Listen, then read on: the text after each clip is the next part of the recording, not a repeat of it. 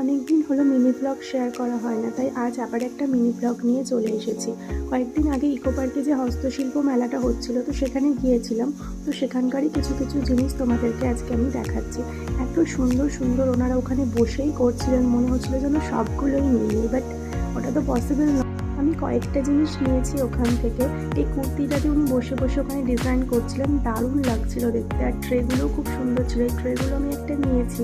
আর গুড্ডু সোনার তো কোনো কিছু ওখানে ভালো লাগছিল না, ও তো শুধু দুষ্টুমিই করছিল, কারণ এই মেলাতে ওর একটুও কিচ্ছু ভালো লাগছিল না।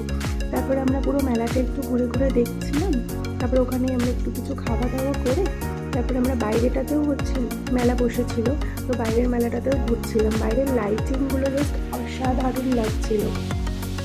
এই টেবিল ল্যাম্পগুলো খুব সুন্দর সুন্দর ছিল। তারপরে আমরা লাফাতে লাফাতে গুড্ডু সোনা বাড়ি চলে এলো। যদি তোমাদের ভিডিওটা ভালো লাগে থাকে তাহলে প্লিজ চ্যানেলটা সাবস্ক্রাইব করে দিও, আর ভিডিওগুলো লাইক শেয়ার